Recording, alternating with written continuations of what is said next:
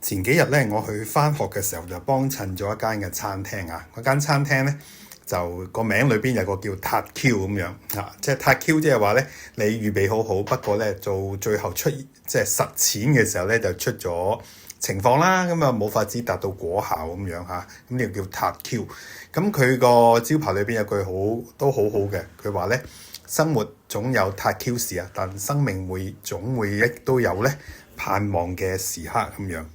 即係呢種嘅生活態度，即係話佢接受咗生命裏邊係會有高有低，有時候都會有食白果啦，或者冇收穫嘅時間啦。但係生命嘅裏邊有神咧，就仍然會有盼望。即係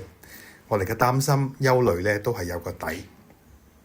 我人咧都有好多追求嘅嚇，即係好多嘢想有我哋嘅希望啦，好多嘢想要啦咁樣。咁所以咧喺過去嘅農曆年咧，我諗到我哋都好多時候咧都會好多嘅祝福嘅説話咧，即係華人嘅祝福咧，好多時候都係關於呢個滿足啊、富貴啊、豐足啊等等呢啲，即係呢個係我哋好常見嘅一啲嘅祝福。咁我哋基督徒咧，我哋好中意祝福人哋咧，就會好用箴言呢一句啊，耶和華所賜嘅福使人富足啊，並不加上咧愁煩或者係憂慮咁樣嚇。咁但係即係我再諗即係如果神所賜嘅福係連憂慮都冇嘅話，咁呢個係咪真係我哋平日所遇上嘅狀況咧？咁於是我再睇下聖經啦。咁原來咧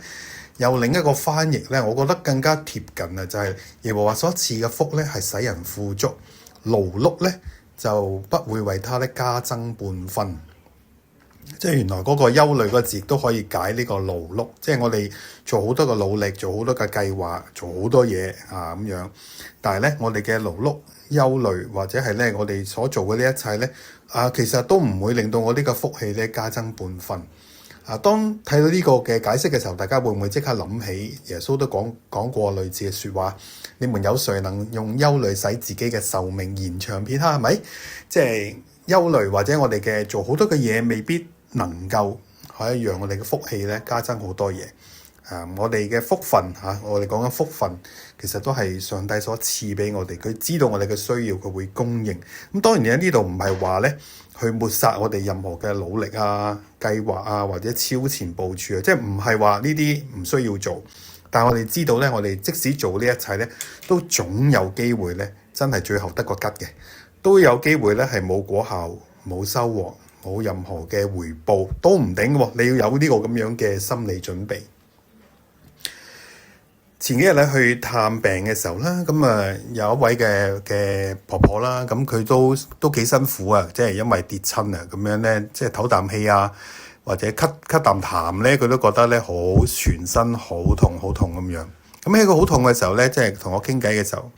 咁佢又都，但係佢都同時講到咧，其實自己都係活喺一個咧好滿足嘅狀態，因為咧佢啲仔仔女女嗰啲孫都好錫佢，一切嘅嘢咧都供應充足，俾佢咧好大嘅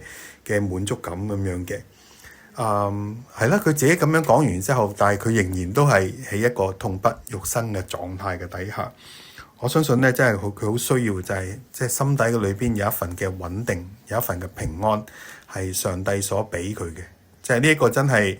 唔會我哋再俾好多嘅物質，俾好多嘅舒緩等等嗰啲都重要嘅，但係心底裏邊有一份嘅滿足喺神嘅裏頭咧更加重要。所以我哋係為佢去呢一方面去經歷到耶穌咧去祈禱啦。我哋都好需要㗎，我哋每一位都喺裏邊有呢種嘅認定，勞碌不會為我哋加增半分嘅福分，而呢一切都係由上帝而嚟。我接受生命裏邊嘅起跌，亦都接受生命裏邊有一位愛我哋、眷顧我哋嘅神。祝福大家。